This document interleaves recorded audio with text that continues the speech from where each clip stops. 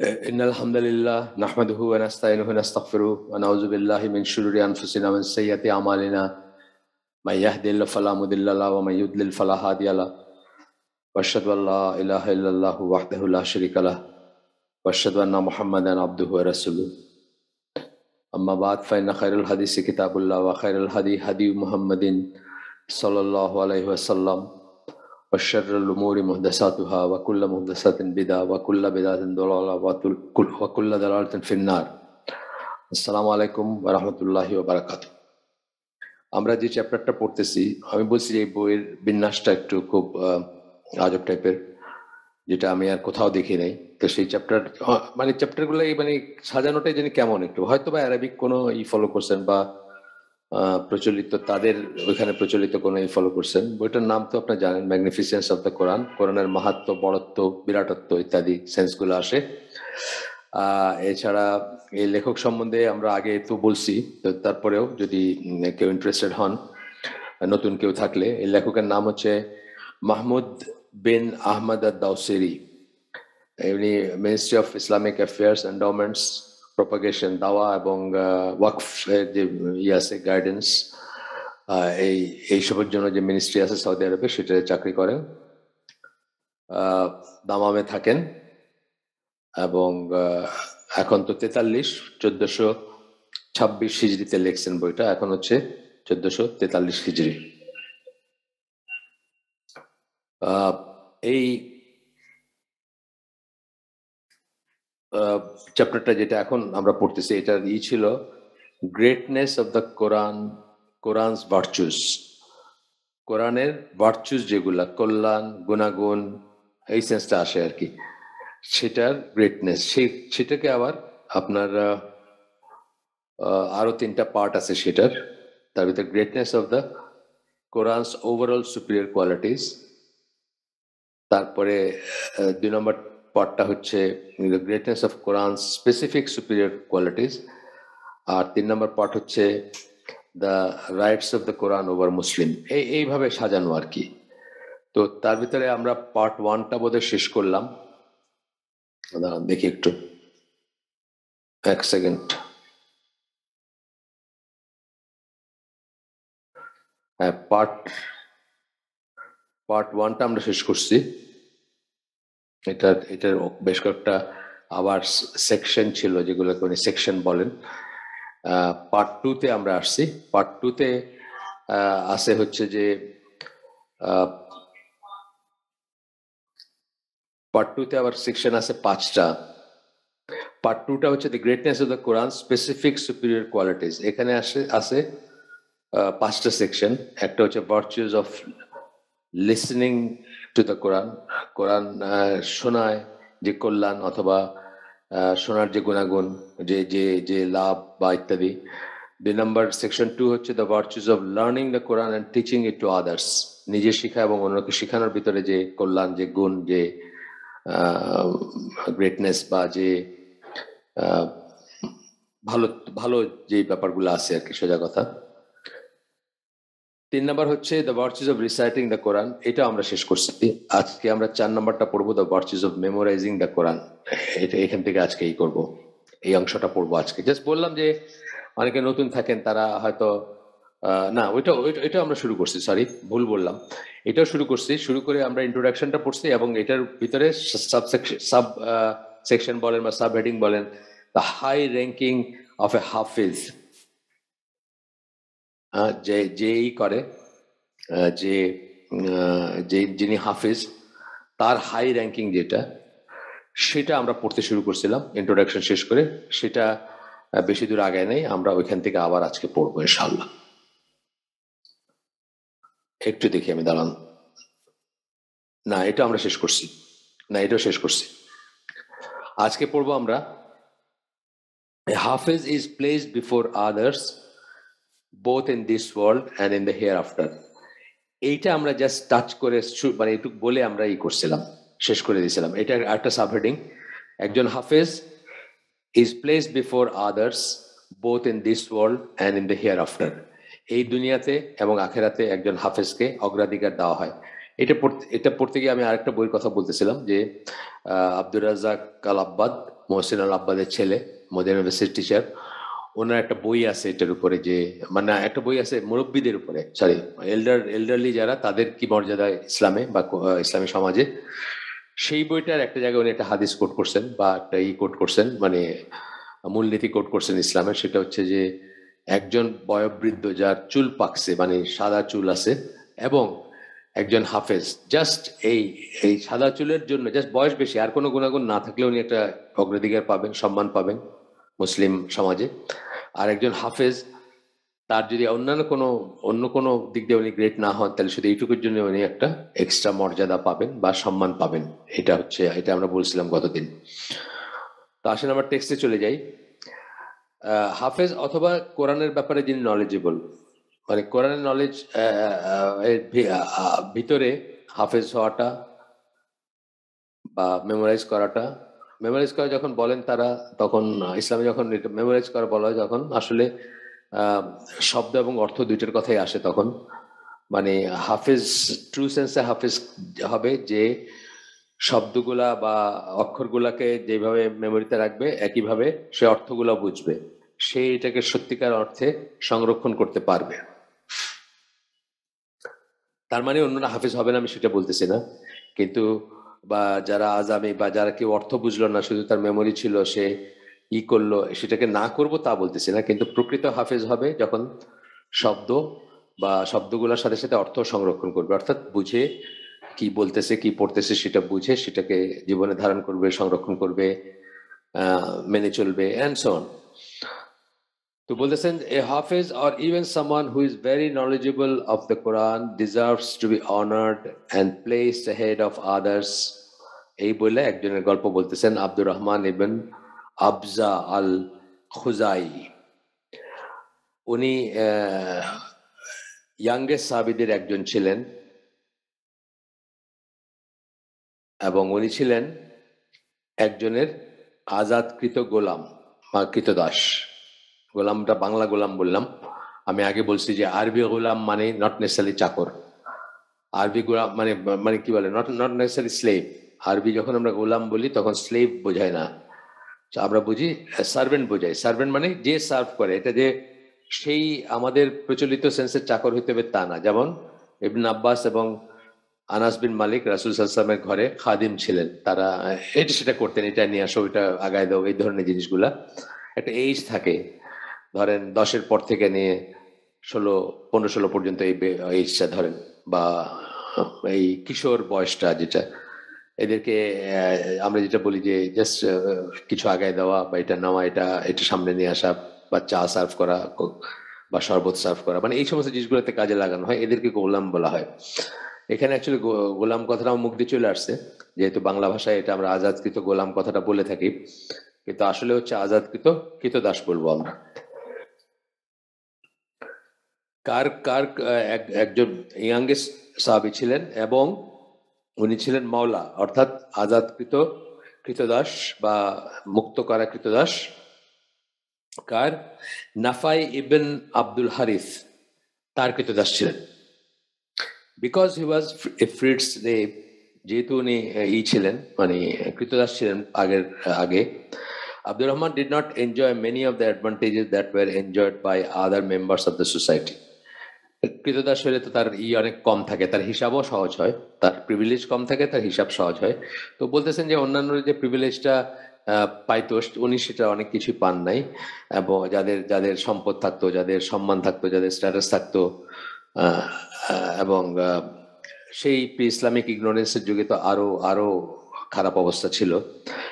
ইসলাম এসে আস্তে আস্তে এগুলাকে দূর করছে। তো বলতেছে যে যখন উনি তো অত্যাচারিত হইতেন অথবা হার্ড লেবার, আগের যুগের কথা, ইসলাম পূর্বক জীবনের কথা বলতেছেন।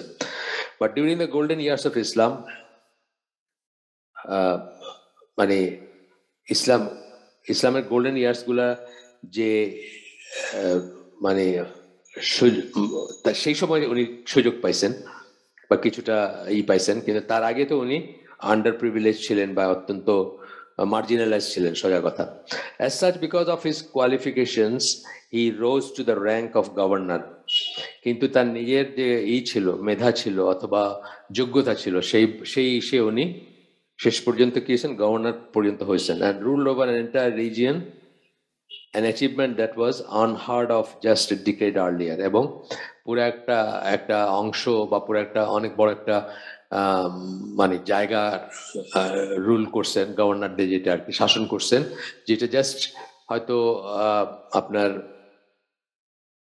এক ডিকেড বলতেছে, মানে এক দশক আগেও কল্পনা করা যেত না, জাস্ট এ ডিকেড আর্লিয়ার কল্পনা করা যেত না, বা আনহার্ড অফ। একজন স্লেভের তো মানে মানে কোনো চান্সই ছিল না। আচ্ছা, আমির বিন ওয়াসিলা রিপোর্টেড দ্যাট নাফাই বিন আল হারিস মেট, মানে এই রিপোর্টটা আসতেছে, ঘটনাটা আসতেছে, ঘটনা যখন শেষ হবে তখন আমরা এটা পাবো, এটা মুসলিমের মানে পরে গিয়ে আমরা মুসলিমের হাদিস পাবো একটা, কিন্তু ঘটনাটা তার মানে একটা প্রিলুড আছে, সেটা বলতেছেন যে আপনার না, এখানে এই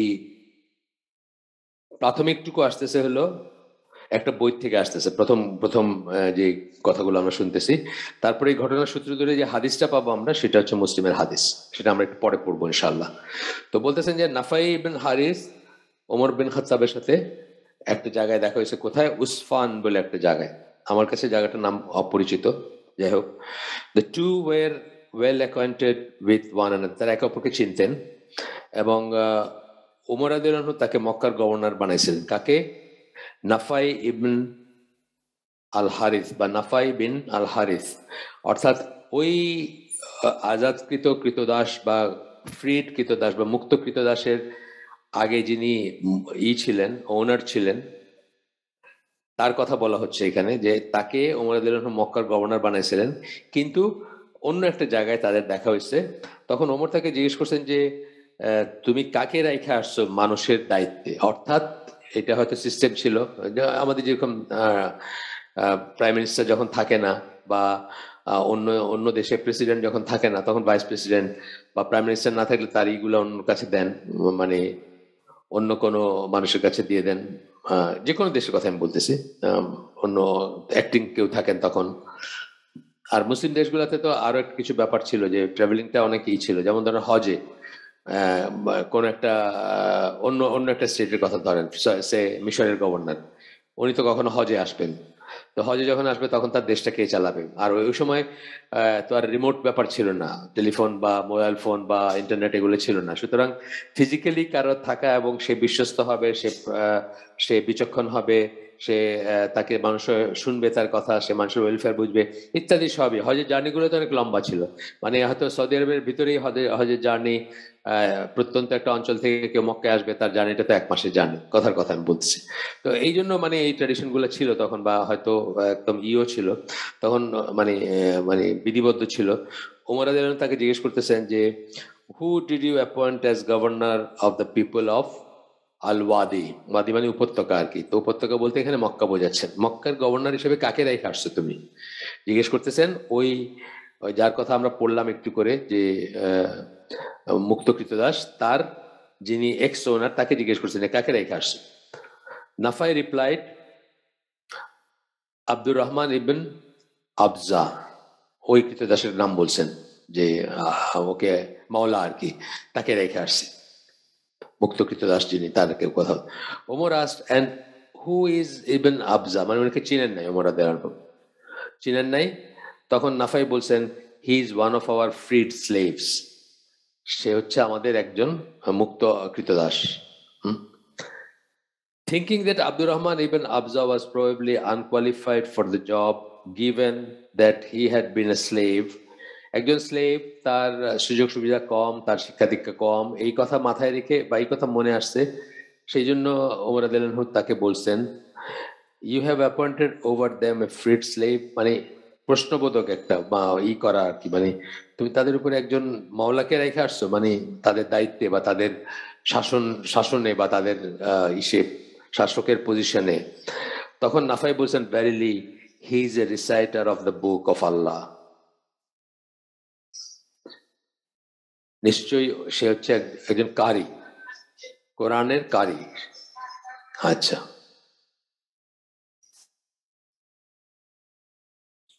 and he is a scholar of Islam, Islamic inheritance law, এবং উনি ইনহেরিটেন্স ল মানে মিরাসের যে আছে আইন কানুনগুলো আছে সেটার একজন স্কলার। এই ওমর তখন বেশ অবাক হয়ে গেছেন যে মানে একজন কৃতদাস থেকে উনি এই পর্যায়ে গেছেন বা ই করছেন। তখন তার মনে পড়ছে যে আল্লাহ রাসূল সাল্লাল্লাহু আলাইহি ওয়াসাল্লাম কি বলছেন। তখন বলতেছেন যে হ্যাঁ আমাদের নবী তো বলছেন বলে এখন হাদিসটা আসতেছে। ওই এই হাদিসটা তখন উনি বলছেন আর কি, মানে ওমর রাদিয়াল্লাহু মুখে বলছেন যে হ্যাঁ নবী তো এরকম বলছিলেন। কি বলছিলেন নবী?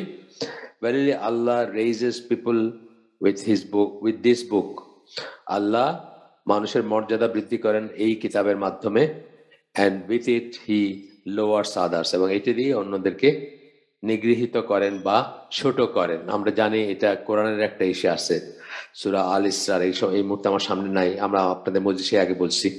সূরা আল ইসরার একটা প্রথম দিকের একটা আয়াতে আছে, প্রথম দিকের বা ফার্স্ট হাফের একটা আয়াতে আছে এই জিনিসটা আছে।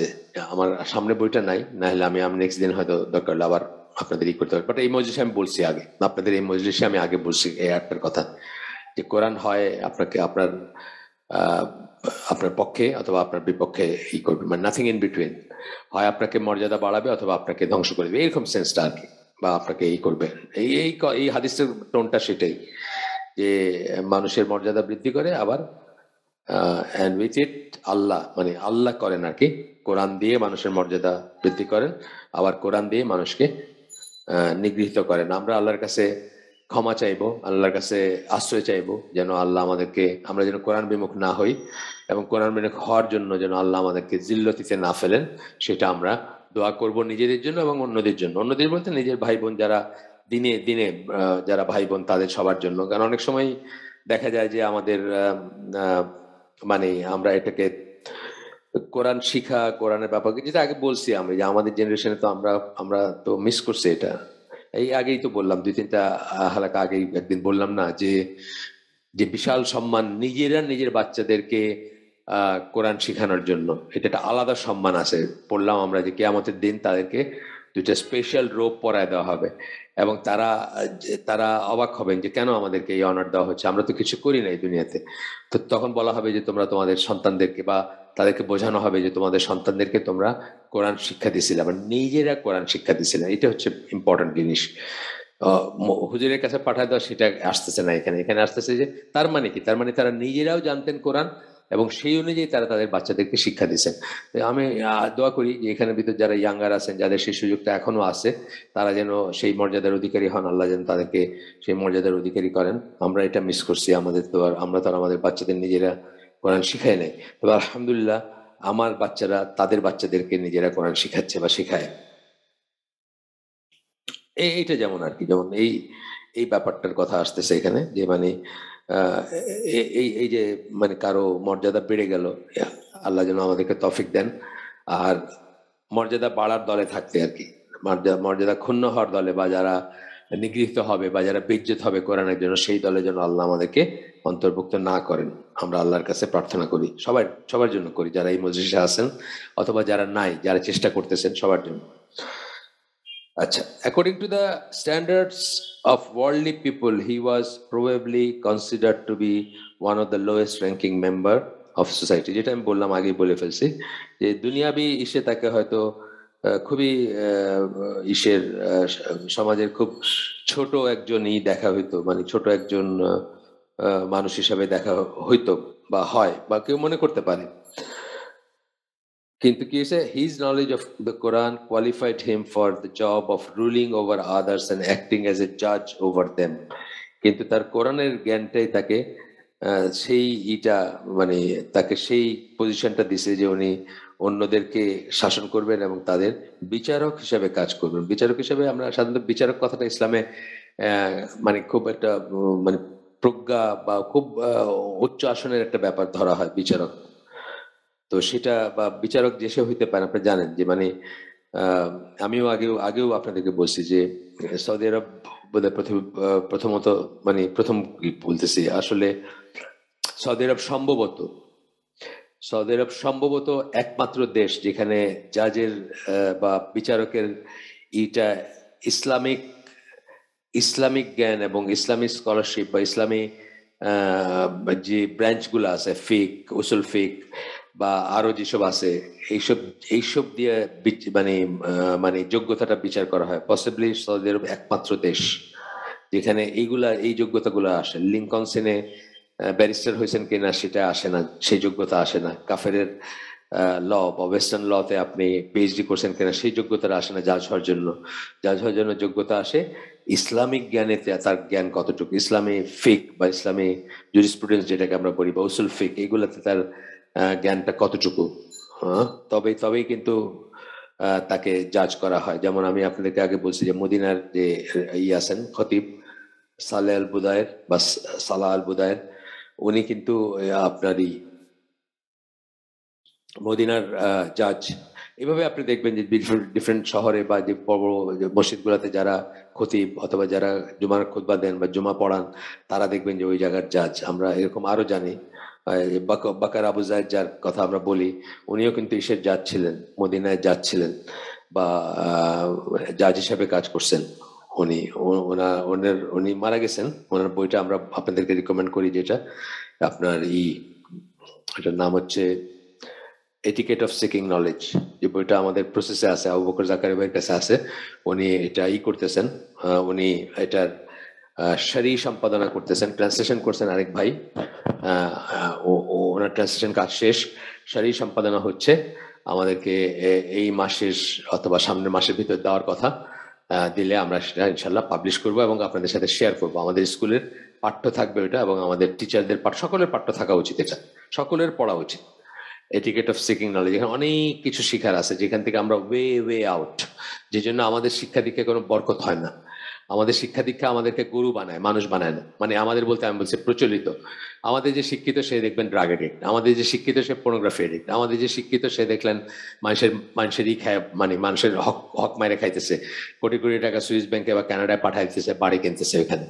আমাদের সবচেয়ে শিক্ষিত ক্লাসটাই এই কাজগুলো করে। আমাদের কিন্তু অশিক্ষিত ক্লাসরা ডাকাতি করে বা চুরি করে, এগুলো হলো মানে মানে পিনাটস যেটা আমরা বলি, মানে এগুলো কোনো ধর্তব্যের ব্যাপারই না। ওইটার তুলনায় ওইগুলা অনুপরমাণু না, মানে পরিমাণও না, যেগুলা পুকুর চুরি যারা করে বা দেশ চুরি যারা করতেছে তাদের তুলনায়।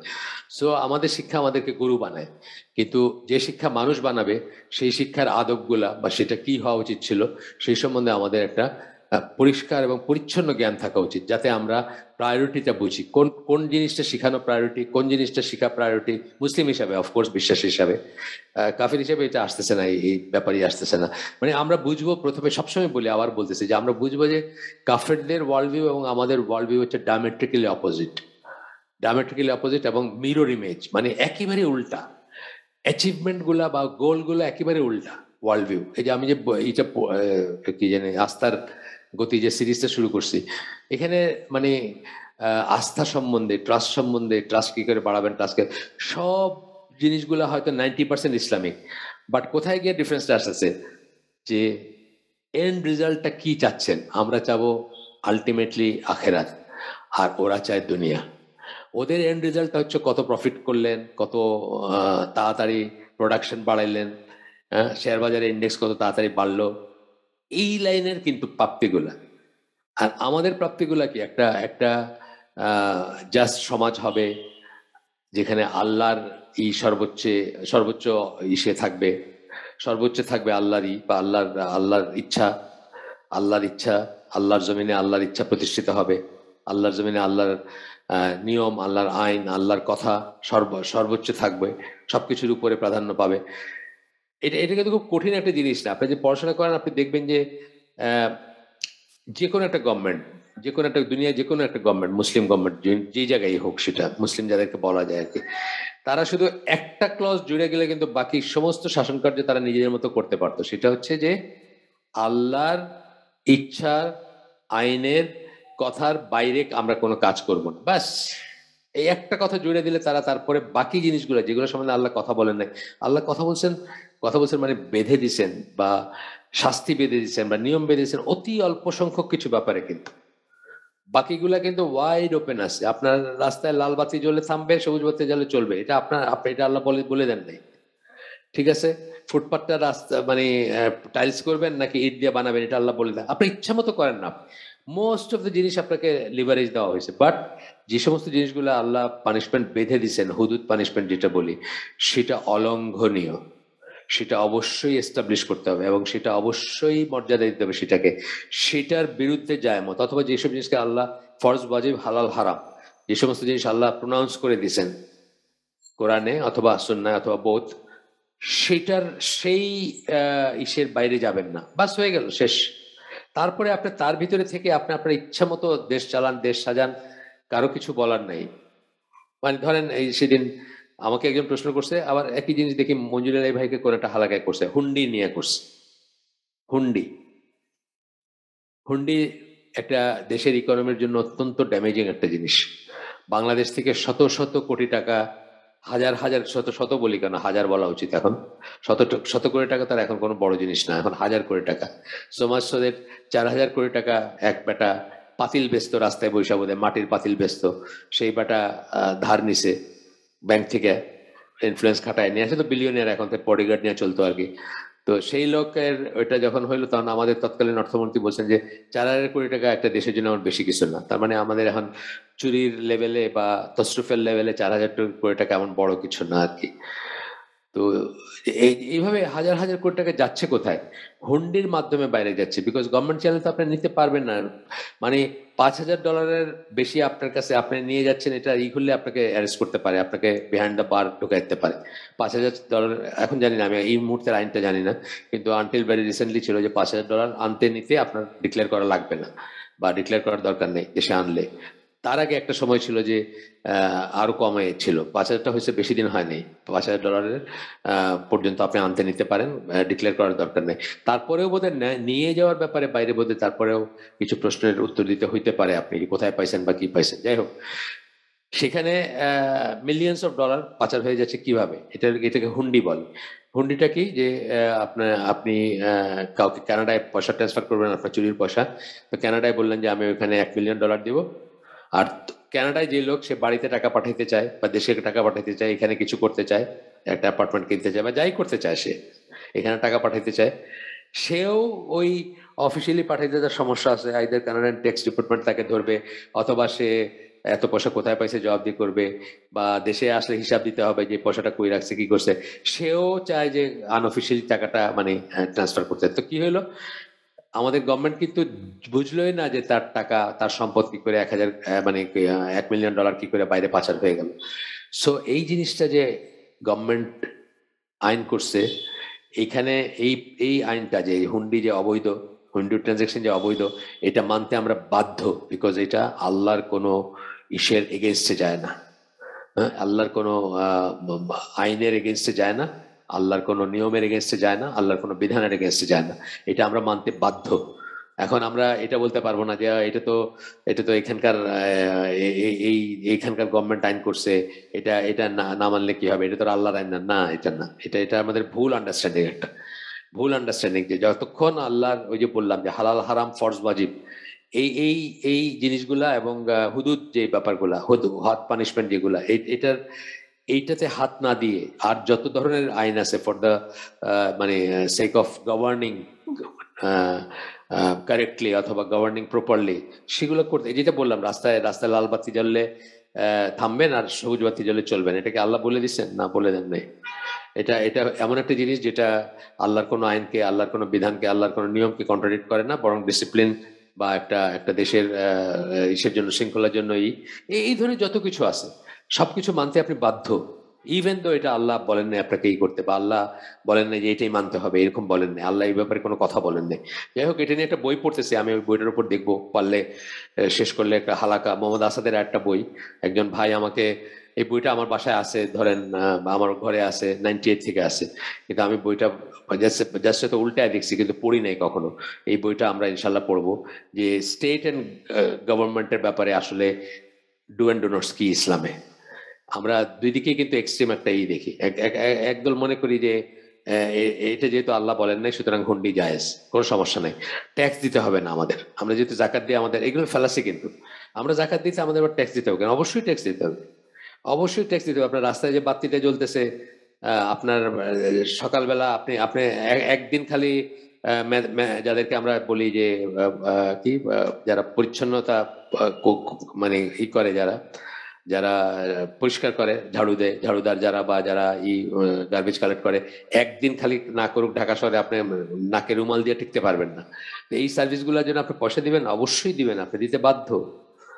তো এগুলো ফ্যালাসিয়াস, এগুলো ফ্যালাসিয়াস, এবং এগুলো এক্সট্রিমিস্ট লিনিং যারা আছে তারা বলে এই গভর্নমেন্টের ট্যাক্স দিব কেন, এগুলো তাগুত, এই গভর্নমেন্ট ওটা, ওই গভর্নমেন্ট ওটা কেন দিবে? অবশ্যই আপনি ইভেন ইভেন আমেরিকায় থাকলে সেই দেশের আল্লাহ বিরুদ্ধ না এমন যে কোনো আইন আপনি মানতে বাধ্য। ওই দেশের যে ট্যাক্স ল যদি আপনাকে বলে যে ট্যাক্স দিতে, আপনাকে ট্যাক্স দিতে হবে।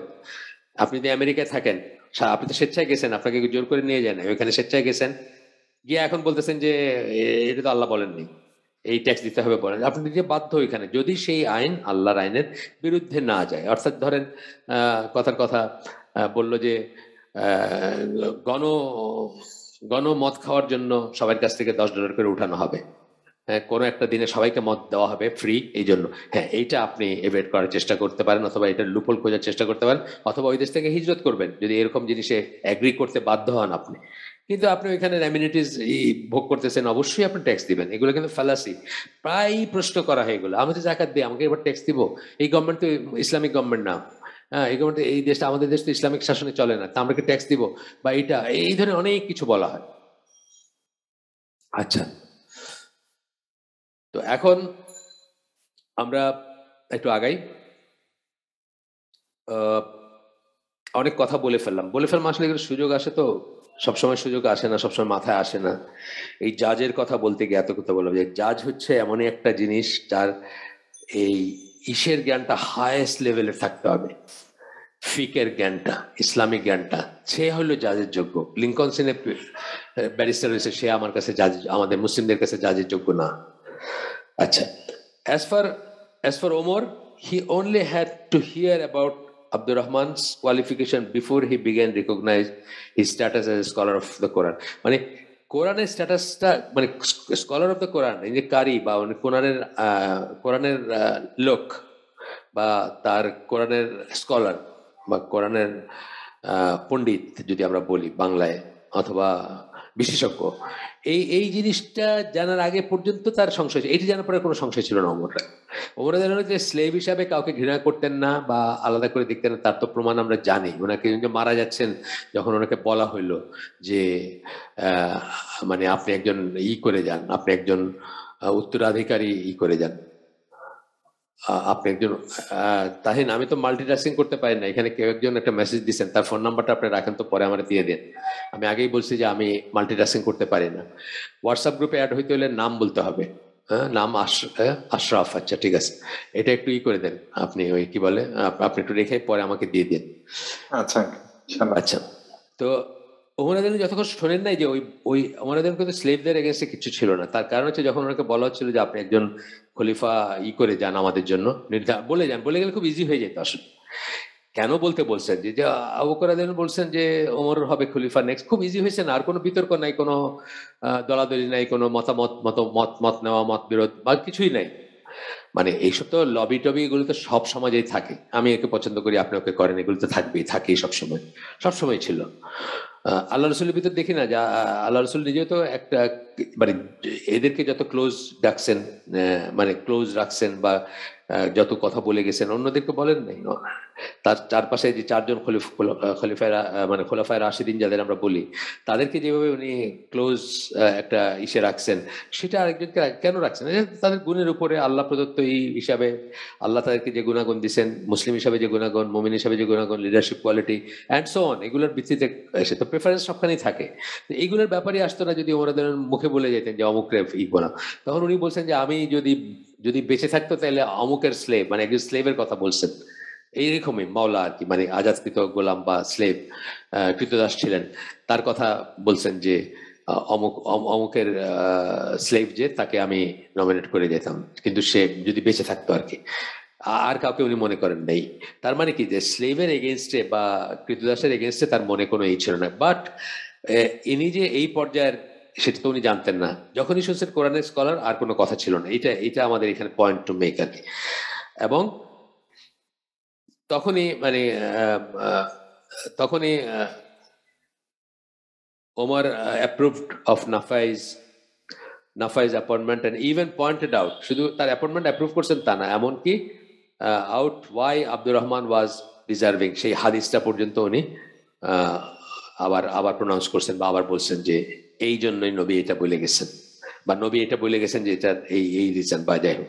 2 নম্বর পয়েন্ট, তাহলে আমরা কি দেখলাম যে লিড আদার্স, অন্যদেরকে নেতৃত্ব দেওয়ার ব্যাপারে প্রেফারেন্স পাবে যারা কোরআনের জ্ঞান বেশি জানেন, যারা হাফেজ বা অ্যান্ড সো অন। 2 নম্বর বলতেছেন যে হাফেজ is the most deserving of people to lead others in prayer. প্রথমটা বললেন জেনারেল লিডারশিপ, হাফেজ ইজ মোস্ট জেনারেল লিডারশিপের কথা বলেন। এখন বলতেছেন সালাতে ইমামতির ব্যাপারে। এখানে একটা কথা আছে যে এটা কেউ যখন আমির থাকবেন, ধরেন খলিফা আল মামুন, নট নেসারি খলিফা আল মামুন কোরআনের স্কলার ছিলেন তা না, কিন্তু উনি খলিফা ছিলেন। খলিফা হইলে বা শাসক হইলে তার একটা আলাদা প্রেফারেন্স থাকে। তো সেই প্রেফারেন্সটা কিন্তু আমরা দেখছি যে ওভার স্কলার্স থাকে, ওভার কোরআনের স্কলার বা অন্যান্য, যেমন খলিফা আল মামুনের কথা কেন বললাম, আহমদ বিন হাম্বল তো নিশ্চিত ডেফিনেটলি তার চেয়ে বড় জ্ঞানী ছিলেন সকল ব্যাপারে সকল বিষয়ে। তথাপি কিন্তু উনি তাকে বেইজ্জত করেন নাই, তাকে ডিমিন করেন নাই, তার বিরুদ্ধে বিদ্রোহ করেন নাই, তাকে আমির মানছেন। এমনকি কুফরের মানে বড় কুফরের মতো জিনিসের সম্পৃক্ত থাকার সম্ভাবনার মুখেও কিন্তু তাকেই আমির মানছেন, তাকেই করছেন, মানে লিডার মানছেন। এবং লিডার মানা মানে আমরা মুসলিম লিডারের গুণাগুণ কি বলছি, বা মুসলিম লিডার মানা মানে অর্থ কি? জুমার খুতবা, ঈদের খুতবা, তার জুমার সালাত তিনি লিড করবেন, ঈদের সালাত তিনি লিড করবেন, এগুলো কিন্তু এই হিসাবে আসতেছে না। এটা হচ্ছে জেনারেল হিসাব, যেগুলো আমরা বলতেছি যে ধরেন ওই খলিফা নাই এখানে, আমরা আমরা ধরেন সিলেটের জকিগঞ্জে একটা বড় হইতেছে, ওয়াজ মাহফিল হইতেছে। সেই ওয়াজ মাহফিলের শেষে এখন এশার সালাত হবে, কে ইমাম হবেন? এইখানে হচ্ছে এই কথাটা আসতেছে, যেটা যিনি কোরআনের বড় স্কলার বা যিনি হাফিজ, কোরআনের ব্যাপারে যার এই মর্যাদা, যার জ্ঞান বেশি অথবা যার বেশি স্ট্যাটাসটা বড়, তিনি ইমামতি করবেন, এই কথাটা আসতেছে। কিন্তু শাসকের একটা আলাদা রাইট আছে, সেটা কিন্তু আলাদা ব্যাপার। ওইখানে গিয়ে আমরা বলবো না যে শাসক তো হাফিজ না, তাহলে সে কেন লিড করতেছে, না, ব্যাপারটা তা না, ওইটা আলাদা আরেকটা হিসাব। যেমন একটা বাবা আছে ফ্যামিলিতে, একটা বাবা আছে, তার একটা 10 বছরের ছেলে আছে হাফিজ, কথার কথা। এই হাফেজ ছেলেকে বাবা সম্মান করবে, সবাই সম্মান করবেন, আলাদা একটা সম্মানের চোখে দেখবেন। কিন্তু এই ফ্যামিলির ডিসিশন মেকিং করবেন কিন্তু বাবা, নট নেসারলি হাফেজ 10 বছরের হাফেজ ছেলে করবে। এইটা একটা উদাহরণ দিলাম আর কি, ফ্যামিলির ব্যাপারে দিলাম, ওটা রাষ্ট্রের ব্যাপারে একই জিনিস। আচ্ছা, আসেন আমরা আগে। আবু মাসুদ আল আনসারি রাদিয়াল্লাহু আনহু, উনি বলেন, reported that the prophet said, আটটা হাদিস পড়বো আমরা। Let he who has the most knowledge of the book of Allah, যে যার সবচেয়ে বেশি জ্ঞান আল্লাহর কিতাব সম্বন্ধে বা আল্লাহর কিতাবের স্কলার, যে সোজা কথা, lead the people in prayer, মানুষকে যেন করে, আপনার ইমামতি করে, সোজা কথা। The high ranking of a hafiz is most clearly seen when, for instance, hundreds of people attend congregational prayer and he, by virtue of the fact that he has committed the entire Quran to memory, is chosen to lead them in prayer. যেমন ধরেন 30 লক্ষ মানুষ বলা হয় যে রামাদানে মসজিদুল হারামে তারাবির সালাত পড়েন, মানে ওইগুলো মানে বড় কংগ্রিগেশনগুলোর কথা আমি বলতেছি, ছোটগুলো তো আসেই। তো সেখানেও কারা এরা, এদের কোয়ালিটি কি? মেন কোয়ালিটি হচ্ছে এরা কোরআনের স্কলার বা কারি বা হাফেজ, এটাই তো মেন কোয়ালিটি। সুন্দর করে রিসার্চ করতে পারে এবং ভুল নাই বা তাজবিদ ঠিক আছে, এইটাই তো কোয়ালিটি তাদের। এবং মর্যাদাটা আপনি চিন্তা করছেন, মানে সারা পৃথিবীতে, এমনিতে তো এখানে যারা আছেন 30 লক্ষ, তারা তো পড়তেছেনই সারা পৃথিবীতে। আপনি ওই সিজনে যদি যান সৌদি আরবে, দেখবেন যে একটা গাড়ির ড্রাইভার যে মানে ট্যাক্সি ড্রাইভার যে পারলো না ওই ইসে, কিন্তু সে কিন্তু ওই রিসাইটেশনটা শুনতেছে। মানে ওইখানে তো গান চলে না, গাড়ির ড্রাইভার শুনতেছে, দেখবেন যে এই আমি জানি না এখন মাহমুদ বিন সালমান এটাকে কোথায় নিয়ে যাবে, কিন্তু দিস ওয়াজ দ্য মানে অর্ডার অফ থিংস আর কি আগে। আচ্ছা, 3 নম্বর পয়েন্ট, 3 নম্বর ব্যাপার তার মর্যাদার ব্যাপারে হাফিজ হিসাবে, in matters of importance a hafiz should be one of the first people to be consulted. যখন সুরার প্রশ্ন আসবে, পরামর্শের প্রশ্ন আসবে, জিজ্ঞেস করার প্রশ্ন আসবে, তখন হাফিজ যারা তাদেরকে আগে জিজ্ঞেস করা উচিত, বা তাদের মতামতটা আগে নেওয়া উচিত। অফকোর্স ইসলামিক স্টেটের ব্যাপার বা ইসলামিক সমাজের কথা আসতেছে এখানে।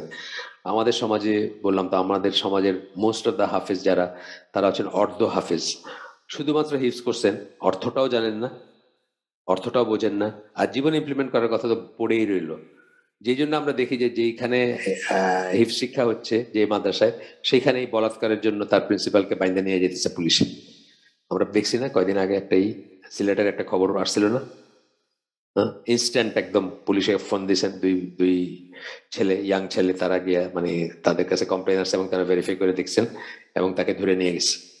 তো এইটা কেন হয়েছে? বিকজ এরা শুধু শব্দের হেফাজত করতেছেন, অক্ষরের হেফাজত করতেছেন বা করতে শিখাইতেছেন বাচ্চাদের, নিজেদের ভিতরেও মানে অর্থের হেফাজত নাই অথবা অর্থের ইমপ্লিমেন্টেশন নাই, বাচ্চাদের ভিতর তার রইলই নাই তো বটেই।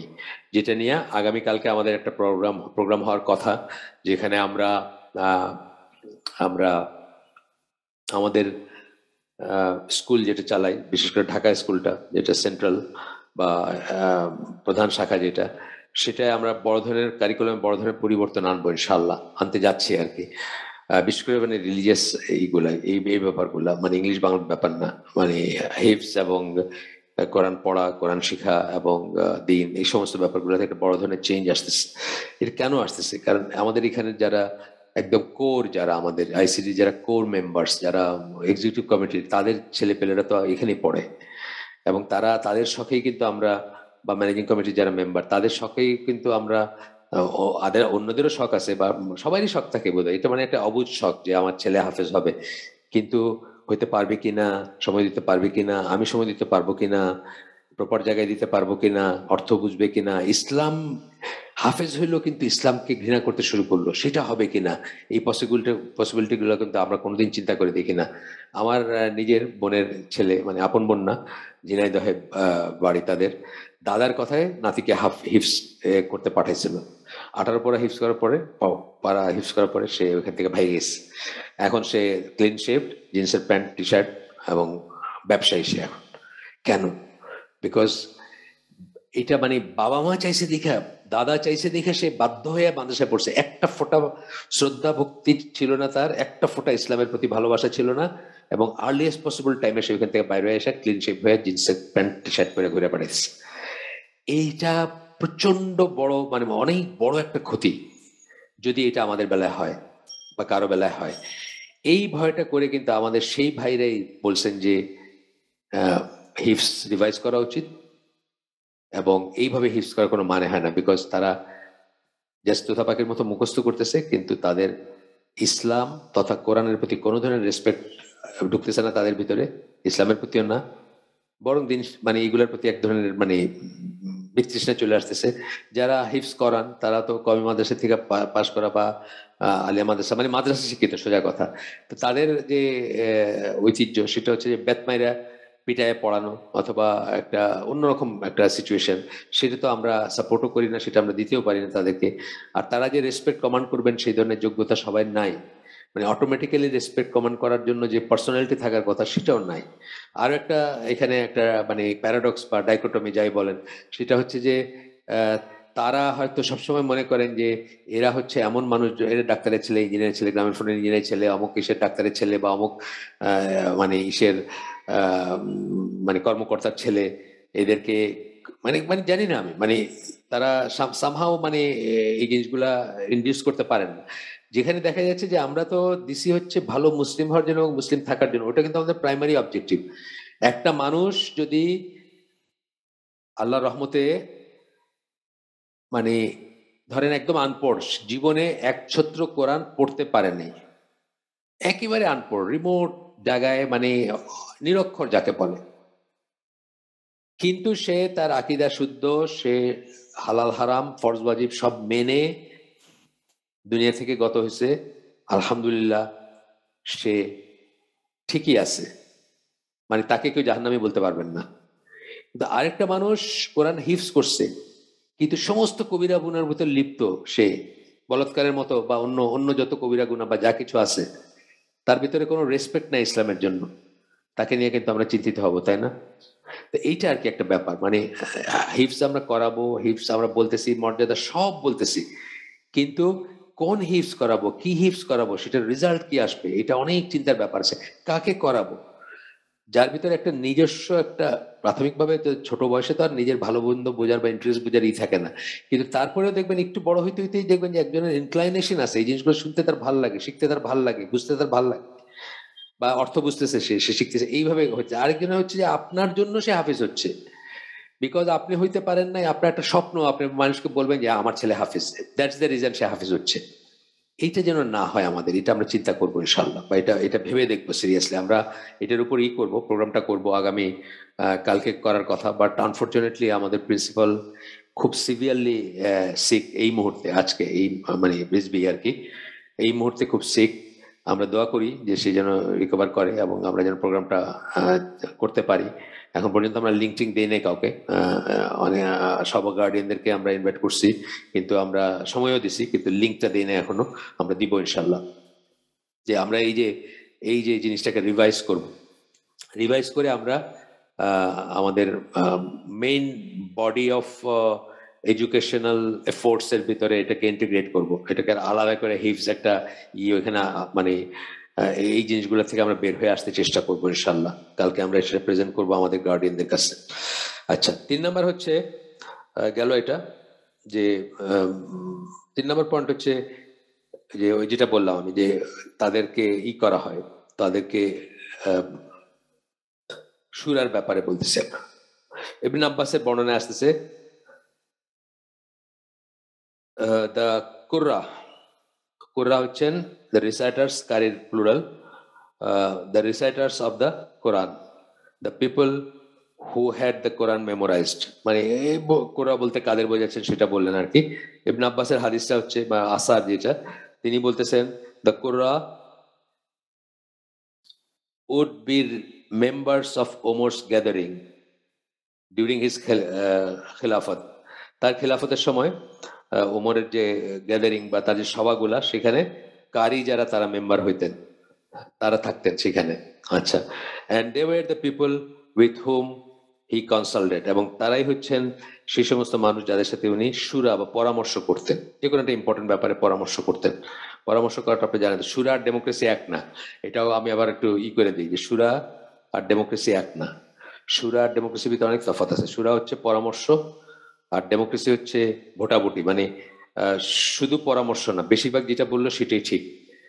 আর সুরা হচ্ছে সেটা না, সুরা হচ্ছে যিনি আমির উনি সবার কথা শুনবেন, তারপরে ডিসিশনটা উনি দিবেন, সেটা হচ্ছে সুরা।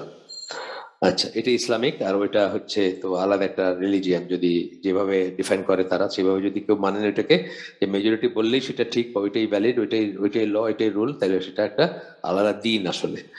and they were the people of, with whom he consulted, তো এদের ব্যাপারে এদের সাথেই করতেন regarding matters of importance, regardless of whether they were old, above 40 or young.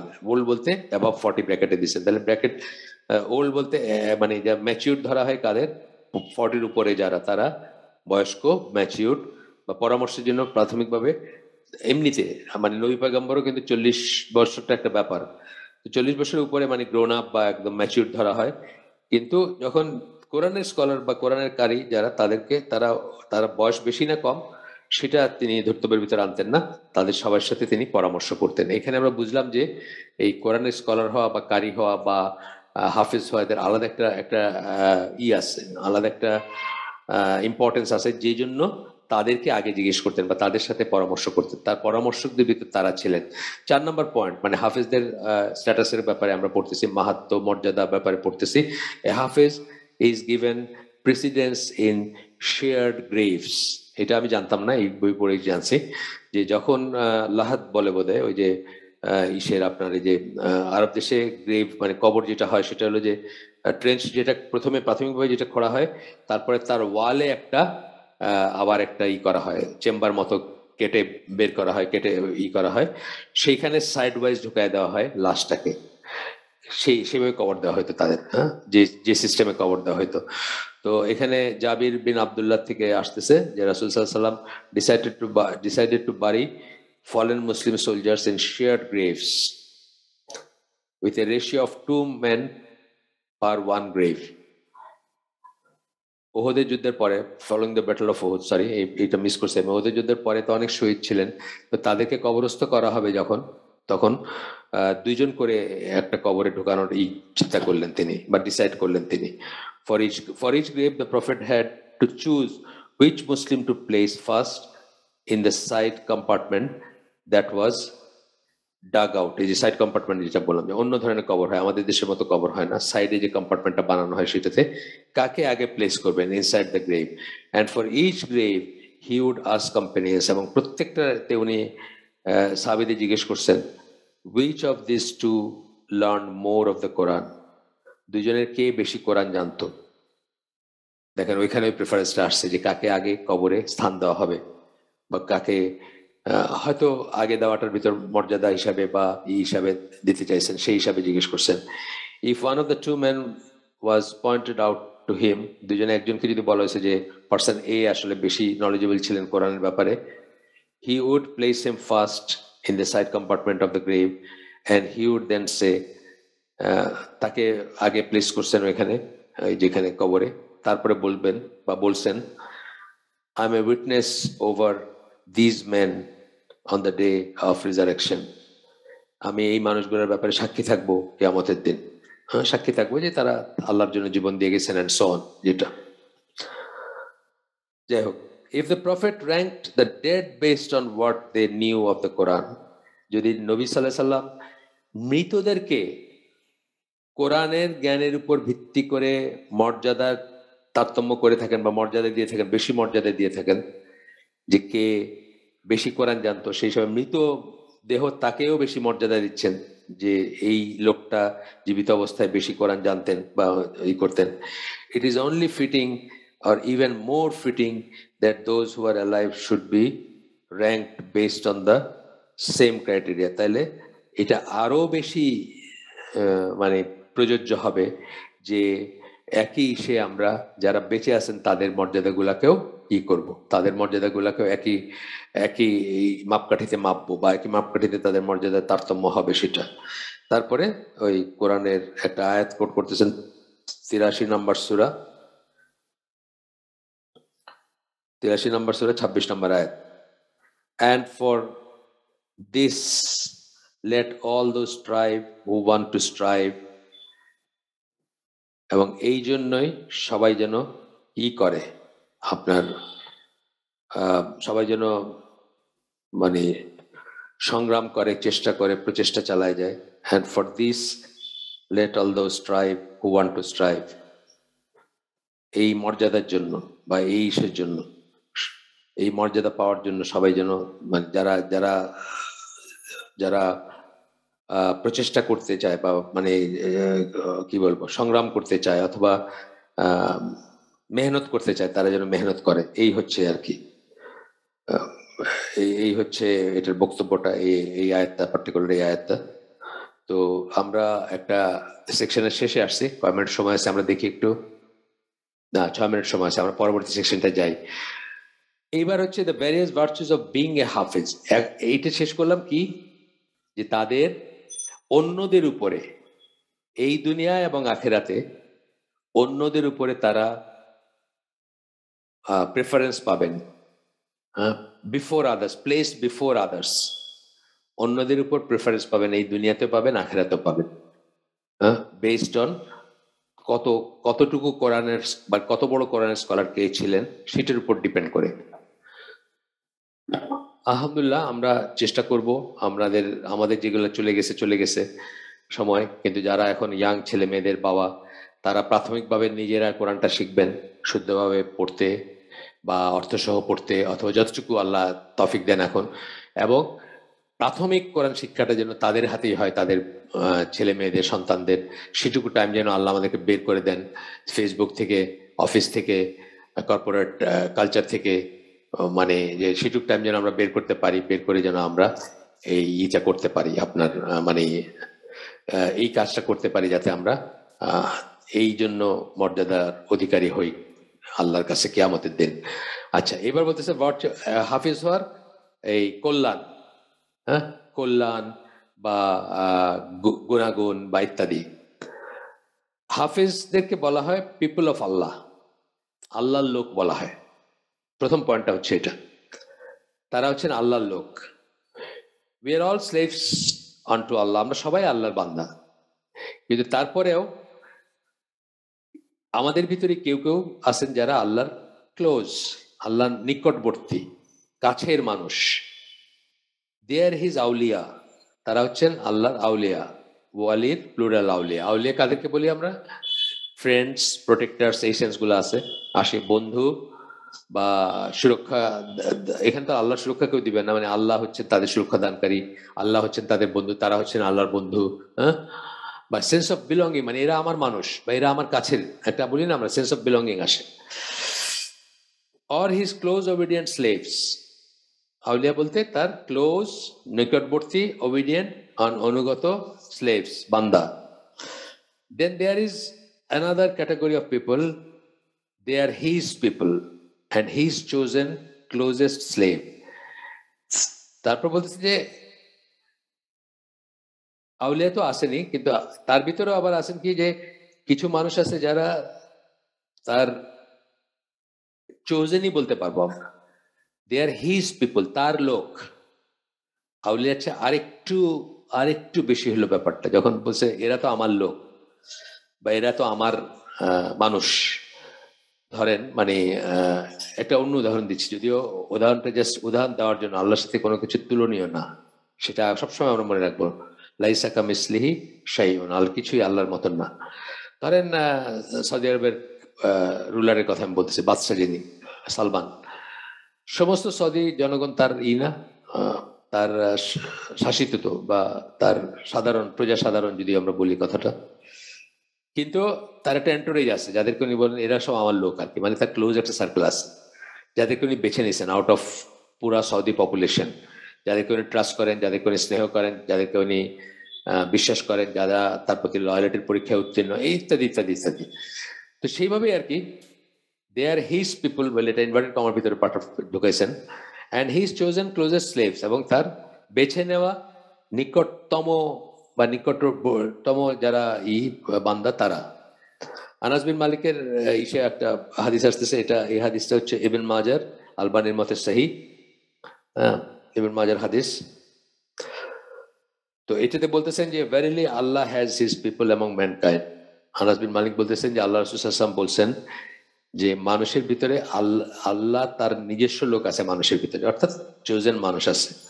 কিছু মানুষ আছে যারা আল্লাহর লোক, যদিও সবাই আমরা আল্লাহর বান্দা, তারপরে এটা হাদিসটা পড়লাম। ও সরি, শেষ হয়নি, শেষ হয়নি হাদিসটা, মাফ করবেন। হাদিসের ঠিক আছে, মানে যে রেফারেন্স দিলাম সেটা ঠিক আছে, কিন্তু হাদিসটা আমার শেষ হয়নি।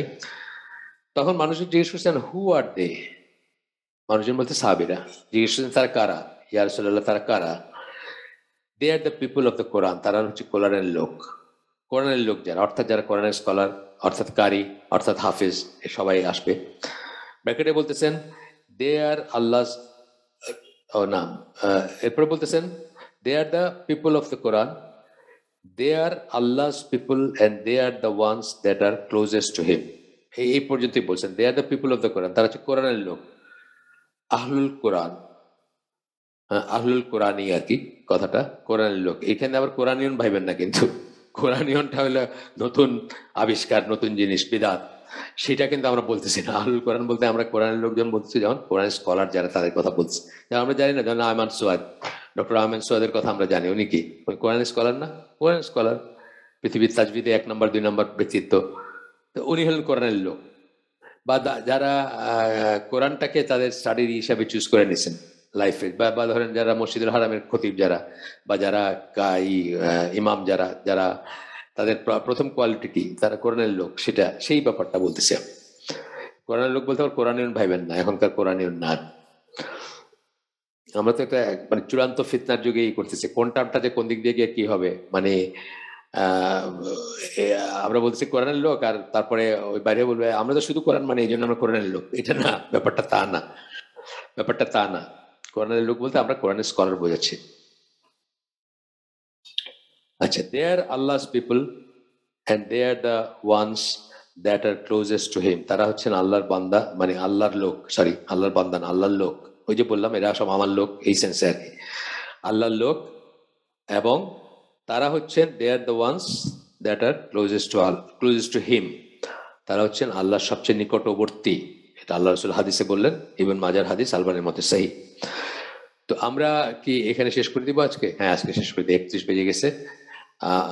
আমরা যে শুনলাম তার ভিতর ভালো কিছু শুনে থাকলে সমস্ত প্রশংসা আল্লাহর, আলহামদুলিল্লাহ।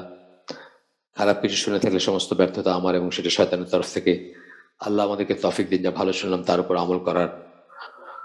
সুবহানাকাল্লাহুম্মা বিহামদিকা আশহাদু আল্লা ইলাহা ইল্লা আনতা আস্তাগফিরুকা ওয়া আতুবু ইলাইক। আসসালামু আলাইকুম ওয়া রাহমাতুল্লাহি ওয়া বারাকাতুহু।